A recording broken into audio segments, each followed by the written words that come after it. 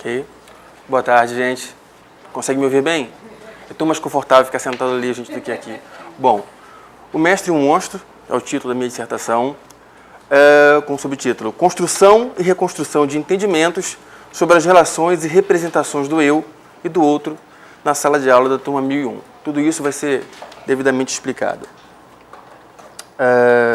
Antes disso, dizer para vocês o que é que eu faço nesse estudo, o que é que eu busco nesse estudo. Esse estudo caracteriza-se por ser um exercício de reflexão com o objetivo de aprofundar entendimento sobre aspectos envolvidos nas relações humanas na sala de aula. A pesquisa foi realizada na turma 1001 do primeiro ano do ensino médio do Colégio Estadual Oliveira Viana, situado na cidade de Saquarema, litoral do Rio de Janeiro. Tudo isso também tem uma justificativa. Por que o Colégio Estadual Oliveira Viana? Por que a cidade de Saquarema? Bom, para explicar como tudo isso surgiu, o meu tema e a minha necessidade de pesquisa, de entendimentos, eu não vou ao início do mestrado, eu vou ao ano de 1989. Esse é um monstro. Pelo menos começa a surgir aí. Que monstro é esse? O mestre, como eu estou fazendo mestrado, dá para entender de onde surgiu, mas um monstro, gente, bom, como aluno, durante toda a minha vida escolar, sempre foi terrível para mim ter que falar em público, ter que me expressar diante dos outros. Bom, agora estudando no mestrado, no curso de estudos da linguagem, eu comecei a me perguntar como se constrói identidades de alunos que, assim como eu, têm medo de falar em público. Se a gente se constrói as identidades no discurso, o aluno que não fala se constrói como? O meu tema, a princípio, era o medo. Eu gostaria de entender como os alunos que têm medo na sala de aula se constroem ou são construídos. Assim como nesse ano de 89 surgiu o monstro, também surgiu uma outra coisa muito importante na minha vida. Nesse exato ano, eu decidi que seria professor. Então, de alguma forma, o mestre começou a surgir junto com o monstro. Eu gostaria de ter feito a pesquisa nessa escola, mas ela não existe mais. Então, eu procurei a escola, o Colégio Estadual Oliveira Viana, que foi a escola que eu estudei pela maior parte da minha vida. Só que eu não sou da rede estadual. Então, tive que conversar com o diretor da escola, com a professora da turma, se poderia ceder, e eu assumi essa turma, a turma 1001. Inclusive, gente considerada a pior turma da escola. Olha que sorte que eu tive. E lecionei durante todo o ano letivo, como professor de língua portuguesa, enquanto isso, ou junto a isso, fazia minha pesquisa. Para entender como é que surge, ou como é que o monstro ganha faces, para mim, eu precisei buscar entendimentos sobre as diversidades de relações que se estabelecem na sala de aula por meio da perspectiva teórica geral, da prática exploratória e dos construtos analíticos de status e gerenciamento de papéis. Será? Ok. Bom, para começar, então, a prática exploratória. Que descoberta fascinante para a minha prática como professor. Lendo aqui embaixo, gente, esse texto de baixo, a prática exploratória, no meu caso, junto ao meu trabalho, eu digo, a partir dos debates, das leituras e da escrita dos diários reflexivos, que eu já vou explicar como funcionam, em torno da questão proposta, busca-se entender não exatamente como determinada coisa acontece na sala de aula, mas os porquês do que acontece durante as aulas. Mas como é que a gente faz uma pesquisa acadêmica de linguagem, de linguística, unindo a prática exploratória? Por meio das APs, Atividades Pedagógicas com Potencial Exploratório.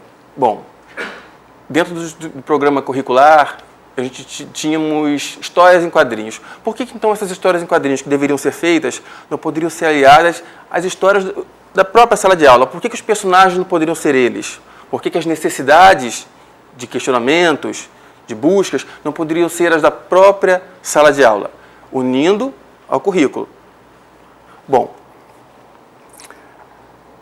a prática exploratória não é, segundo palavras da minha orientadora, não é uma receita, nem um modelo. Então, como a gente pode entendê-la? Como uma forma de agir, como uma forma de estar na sala de aula. O foco é a vida na sala de aula e a qualidade de vida na sala de aula. O que acontece nas aulas enquanto temos aula?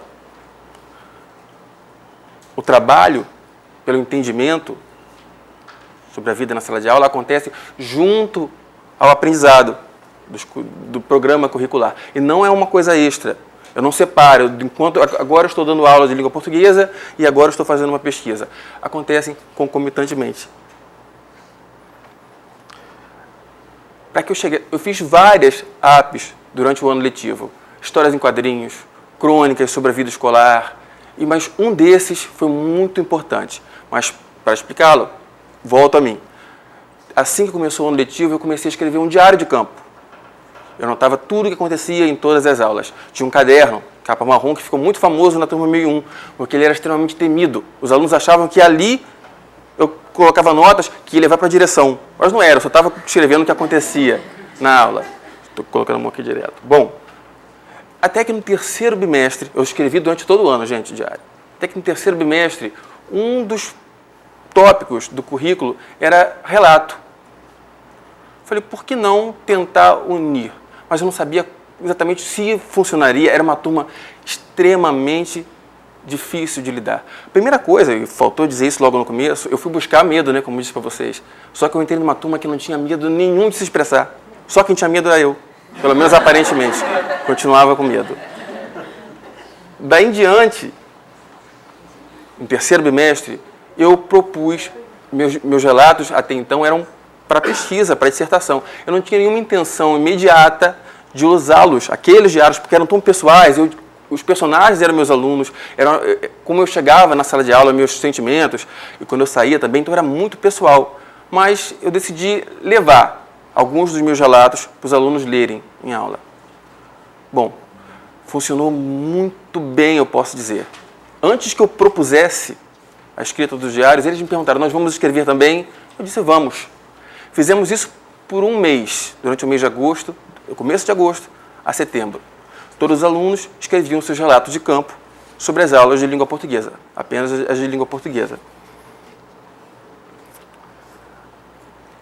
Após o início das leituras e observações desses relatos, eu percebi que a minha questão não era tão necessária. Outras coisas, outros pontos pareciam falar mais alto. O que eu comecei a querer buscar, então? Bom, de certa forma, o monstro ainda existia. Está aqui na frente de vocês. Aquele medo de como será que eu sou visto? O olhar do outro era um monstro. Continuava sendo, ainda que eu fosse professor. O fato de estar diante deles, em outro papel, não me deixava mais tão seguro, apesar de saber que a minha posição era mais favorável, a minha voz era mais presente do que antes, já que eu não falava como aluno. Para isso, eu me utilizei da teoria status e papel do Sarang. Na verdade, do Sarang, ele propõe um estudo sobre o conjunto de papéis. E aí ele diz o seguinte, ele define status como uma posição de um indivíduo no sistema de prestígio da sociedade, enquanto que o papel refere-se às relações que cada status nos permite criar com outros indivíduos. Isto é, o papel é um aspecto dinâmico do status, o que o indivíduo precisa fazer para validar sua ocupação. Então, na sala de aula, na escola, temos o status professor, status aluno, status diretor, status inspetor. E dentro de cada um desses status, temos os papéis. Os papéis são as relações que a gente estabelece com os outros participantes da sala de aula, da escola. Então, no status de aluno, tem o aluno, o papel do aluno em relação ao colega, do papel do aluno em relação ao professor, em relação ao diretor, em relação aos colegas de outra turma, e do professor a mesma coisa.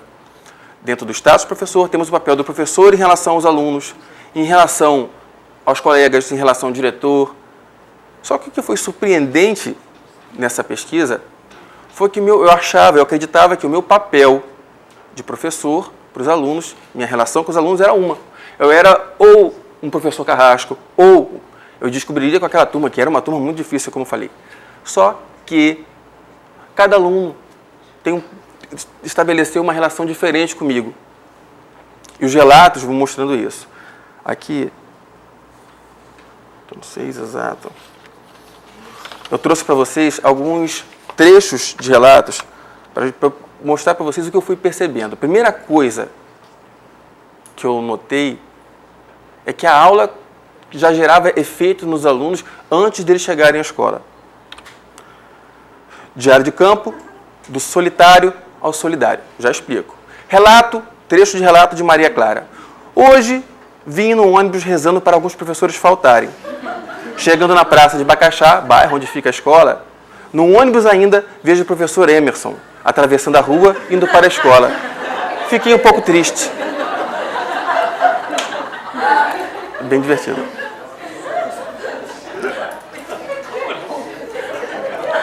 Então, as primeiras percepções sobre os relatos é que, bom, primeiramente eu jamais saberia disso, que ela me viu no ônibus e que já ficou triste antes de me encontrar, antes do meu bom dia, se eu não tivesse lido esses relatos. Mas não foi só isso. Como falei, a pesquisa me propiciou estudar status e papel, mais focado no meu papel em relação aos alunos.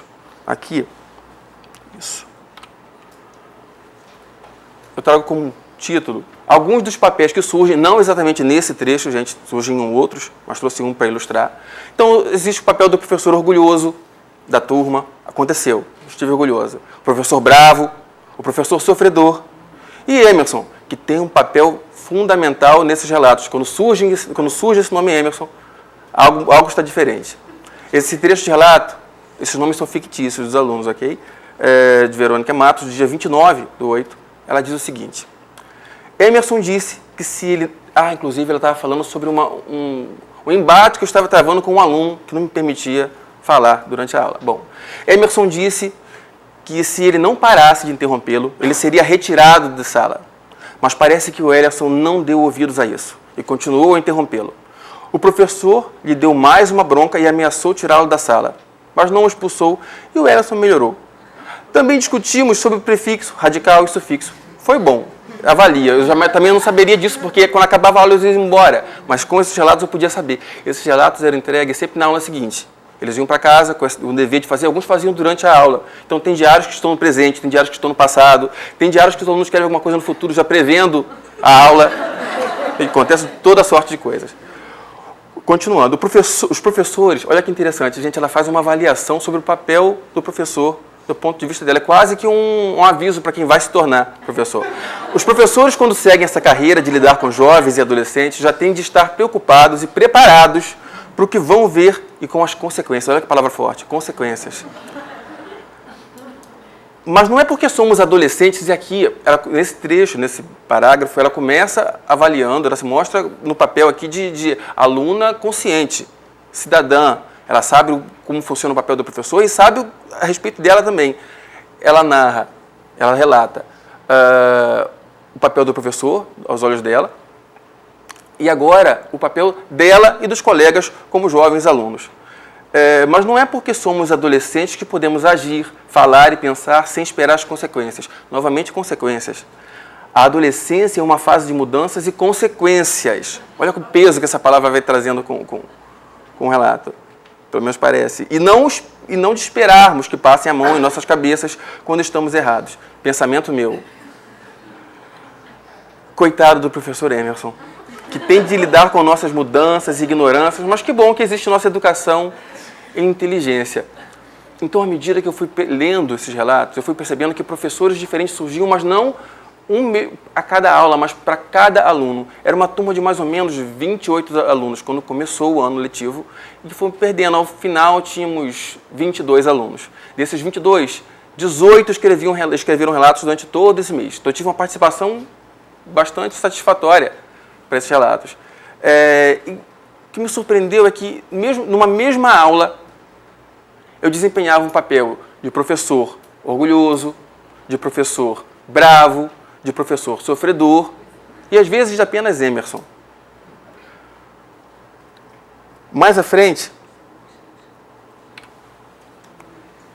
surge uma questão muito importante para a minha pesquisa. A relação, e aqui eu boto versos, a relação entre o professor disciplinador e Emerson. Foi muito interessante notar que sempre que o momento da aula era alguma coisa, se tratava de algo lúdico, ou de uma brincadeira, ou de uma história que não estava relacionada à aula propriamente, eu era Emerson. Divertido, eu era Emerson. Dando aula, eu era professor. Nesse relato, esse trecho de Maria Caroline, ela diz o seguinte: o professor pediu para a Daniele sentar lá na frente depois de um comentário dela. Ela pegou suas coisas e foi para a frente, toda agressiva. E aí o professor falou: senta direito porque você não está na sua casa. Gente, agora eu estou pensando que com esses trechos que eu escolhi, parece que eu sou um monstro, né? Realmente. Bem disciplinador mesmo. Bom, ela diz, o clima na sala ficou tenso. Como a gente consegue sentir, mesmo depois de um ano, o que estava acontecendo? O clima na sala ficou tenso para todo mundo. Nas últimas aulas, o professor sempre fica estressado e com razão. Que bom que ela reconhece. Continuamos a falar sobre formação de palavra, composição, aglutinação, justaposição. Juntos. Olha como muda, gente. De repente, o professor que estava dando bronca se torna Emerson. Olha só, eu não fiz nenhum recorte. Na verdade, esse trecho está contínuo.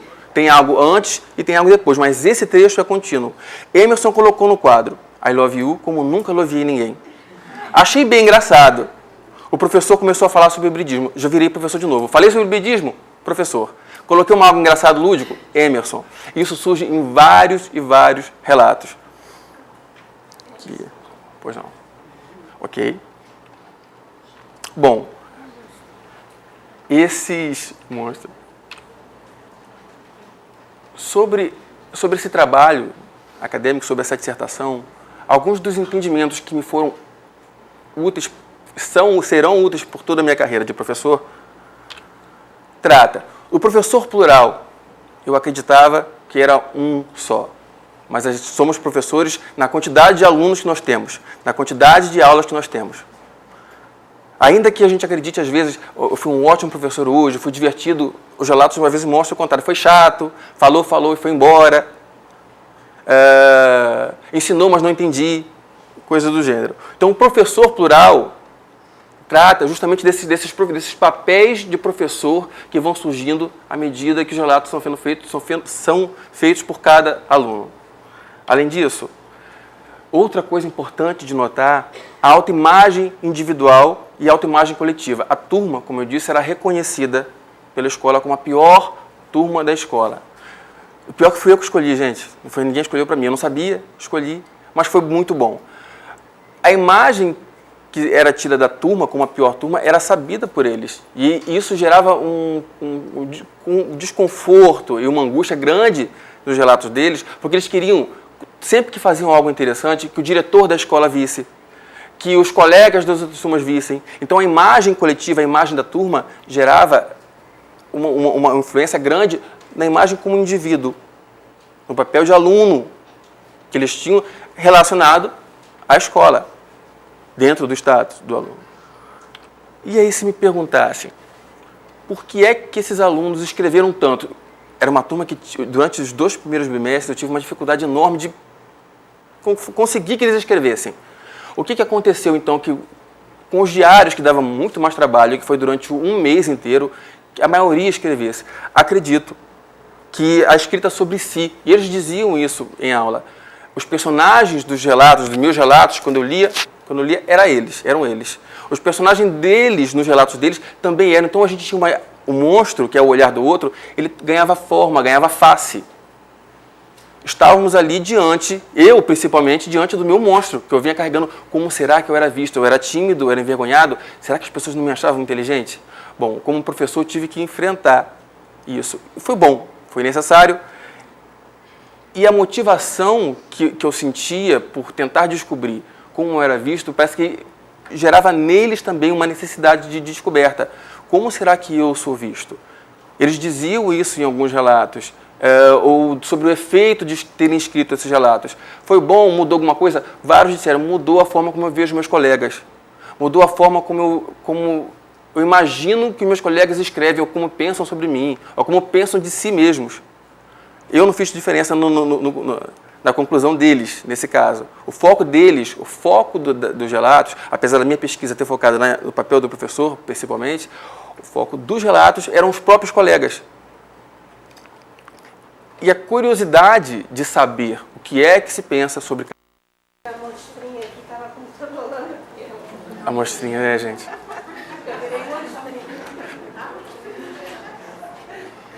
Agora a Branca vai fazer. Comenta agora. Sim. E quanto tempo? 10 minutos. Tá. Acompanha aqui? Então, não, senta aqui, então eu tenho que falar alto, né? Bom, Emerson. Isso. Né, Emerson, assim, essa tarefa é uma tarefa muito difícil, porque para você e para mim, porque você tem que condensar seu trabalho Exato. em 10 minutos, eu entendo que você já está prestes a defender, né? Menos de um mês. Então, Menos de um mês, né? Então o trabalho já está pronto, e se condensar, assim, a coisa mais difícil, eu acho, assim, me lembro que quando estava na época da dissertação, na tese de doutorado, alguém perguntou assim, no contexto de festa, sobre o que é seu trabalho? Sobre o que é seu trabalho? Me deu um branco. Não consegui explicar, acho muito difícil. E também difícil para a gente, assim, comentar, eu tenho por base seu resumo, então vou fazer alguns comentários no sentido de, assim, te auxiliar, talvez para defesa, talvez, assim, já antecipando algumas perguntas que a banca possa fazer, e também para futuros trabalhos, né, e artigos que você for escrever. Então, assim, acho seu contexto de pesquisa, né, o contexto de sala de aula, acho um contexto importantíssimo, é um contexto riquíssimo para investigar as questões que você quer investigar, que são as questões identitárias. Achei interessantíssimo essa questão do medo, não sei como você explora isso em relação à questão identitária no seu trabalho, mas, assim, seus dados me parecem riquíssimos, e vou fazer algumas perguntas, então, que não ficaram claras, porque seu contexto não ficou claro, e vou sugerir, talvez, algumas coisas para trabalhos futuros. Então, você trabalha com prática exploratória, né? E entendo que a prática exploratória procura gerar entendimentos, como você mesmo disse, sobre relações humanas. E em outros, eu já li trabalhos, né, sobre a prática exploratória, fui introduzida às práticas exploratórias pela Inês e pelo Dick Allwright. Cheguei a fazer críticas à prática exploratória, e depois eu mesma vi que, assim, eu mesma fiz minha autocrítica e vi que realmente é um tipo de investigação, como o nome diz, exploratória, mas que permite um tipo de entendimento, que eu acho que é um tipo de entendimento diferenciado daquele entendimento mais sistemático, o entendimento esperado pela academia, não é? Seguindo uma metodologia mais nítida, com categorias analíticas muito bem definidas. Mas eu acho que foi uma das explicações que o Dick me deu e que me foram também bastante, assim, que me comoveu bastante, porque eu me lembro que ele disse num evento aqui na PUC que, vê se eu entendia certo, Inês, que é uma forma de produzir conhecimento possível, sobretudo para professores que não têm recurso algum, que não têm onde buscar um outro tipo de conhecimento dito mais científico, e seria um instrumento de reflexão. E realmente a reflexão ela é sempre muito positiva, e ela, a própria conversa, a conversa consigo mesmo, ela pode, pelo simples ato de produzir discursos, e se a gente, então, retomando a questão da intextualização, mesmo que eu repita coisas que eu ouvi, repita para mim mesmo, essa repetição nunca é a mesma, não é dessa simples reflexão e esse diálogo com o interlocutor projetado, ou essa escrita de si que você propõe aqui, que eu achei muito interessante, pode gerar algum nível de produção de significado. Então, assim, a pergunta que eu sempre faço é: o que é entendimento? Porque o entendimento, ele é sempre orientado, quer a gente tenha clareza ou não, por crenças, né? Ele é um olhar, ele é o favorecimento de um ângulo, né? E ele é sempre orientado por algum tipo de crença, de repertório, né? Então, assim, quando você propõe entendimento, você propõe entendimento para você, entendimento para a turma também, para seus alunos e alunas. Pois é, a prática exploratória prevê, na verdade, esse entendimento coletivo, a socialização dos conhecimentos. Então, nesse sentido acadêmico, eu trabalho com alunos de primeiro ano do ensino médio. Então, esses conceitos, se fosse o caso de eu levar a pesquisa acadêmica, a parte teórica para eles, talvez não fizesse tanto sentido do que entender. Provavelmente cada um gerou entendimentos diferentes sobre aquilo ali, assim como eu. O meu entendimento, logicamente, como acadêmico, imbuído de conceitos, de perspectivas, foi diferente do deles e provavelmente não tenha tido um, como eu disse, mas vários. Então, mas essa ideia de entendimento coletivo, você usa para gerar esse entendimento, ver se eu entendi, você utilizou como instrumento esses relatos. Isso. Né? Então você utilizou, ver se eu entendi, como instrumento pedagógico e como instrumento de pesquisa. Exato. Também. Os entendimentos gerados, eles foram partilhados por todo o grupo? Como foi? Ficou só para você? Como é que foi ao longo? Você trabalhou ao longo de um semestre? Como foi? Os relatos? A sua pesquisa toda? Foi um ano letivo, foi durante o ano letivo.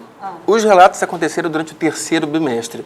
E os primeiros relatos, os primeiros contatos com os relatos foram com os meus, que eu lia, para eles distribuía as cópias, eles liam também, e depois eu fazia isso com os deles. Havia uma expectativa até de que não podia ler todos durante as aulas, mas em todas as aulas eu lia alguns relatos da aula anterior de cada aluno. Então, dessa maneira, eu tentava não repetir, já que foi durante um mês que eu fiz essas leituras, ou no começo ou no fim das aulas,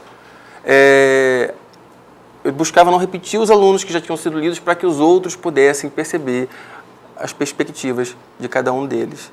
E o que te levou a privilegiar como instrumento de geração de dados esses relatos, essa escrita de si? Algum motivo especial? Ou você já usava como instrumento pedagógico e aí viu ali um campo fértil para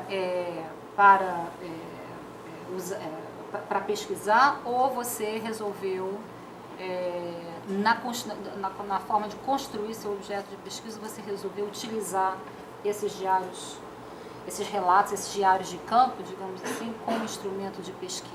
Resolvi utilizar os relatos, como disse, há outros tipos de dados, mas os relatos, de certa maneira, podiam me mostrar ou apontar para a minha questão primeira, que era a questão do olhar do outro, que eu chamei de monstro.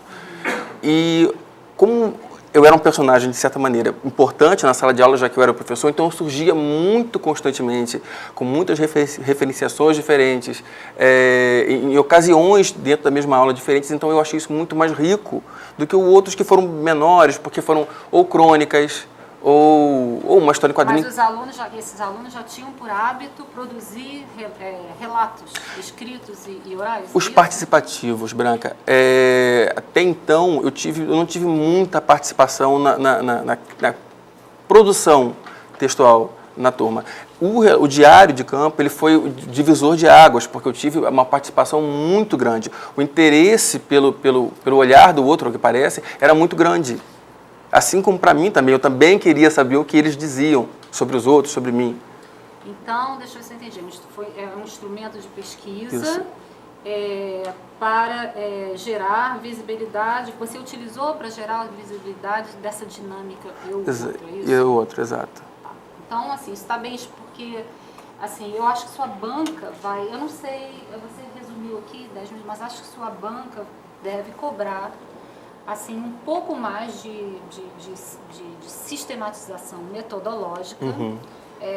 Se eu estivesse na sua banca, eu faria essas perguntas que você está fazendo, né? Então, assim, que tipo de metodologia você usou, que tipo de instrumentos você usou, que tipo de categorias analíticas você usou. Eu entendo que você usou, a partir do Sarang, né, status e papéis. Exato. Agora, minha pergunta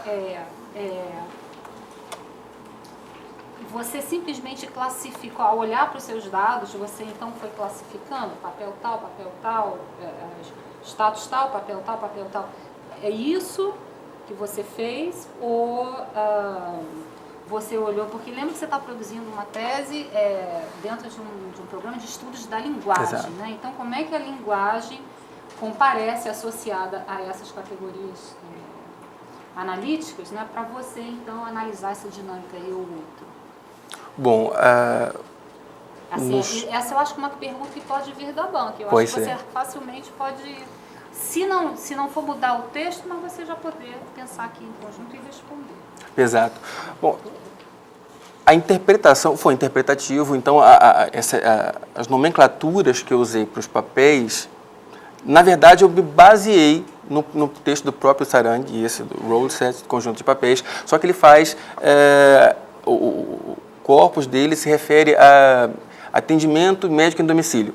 Então ele faz o trabalho sobre papéis baseado nesses status, porque o status, no caso do professor e aluno, ele é fixo, segundo o Sarang. Mas para que você olha? Você olha para substantivos, adjetivos... Pronomes, referenciação. Referenciação. Exato. Uhum. Isso está dito lá? Tá dito. Tá. Então você olha para, sobretudo, para isso, né? Exato. Sistema de referenciação. Por que eu estou te fazendo essas perguntas? Porque, assim, o entendimento, ele é orientado não é um entendimento pelo entendimento, ele é sempre orientado, né, por alguma coisa, mesmo que a gente não tenha clareza sobre o que está orientando, quais são as crenças orientadoras, não é? O entendimento gerado, tanto por sua parte quanto por parte dos alunos, eles estão sendo orientados aí, lembra da nossa conversa, então, mais cedo por um repertório emergencial, que são essas referências, e também por esse outro repertório mais amplo. O que é noções que a gente tem de chato, o que é medo. Aliás, a gente estava conversando que para quem tem medo, para quem tem monstros, quando você está ali, eles desaparecem. Fica difícil detectar. Bom, mas... Ai, me perdi. Mas, enfim, vou retomar aqui, daqui a pouco eu encontro. Hã? Tempo esgotado. Tem medo, ele está bom. Tem medo e monstros. Quando ele está ali apresentando, a gente identifica esses monstros. Por quê? Que graça. Não tinha. Tempo esgotado. Nem com óculos. Tempo esgotado. Mas peraí, deixa eu só falar mais uma coisa aqui.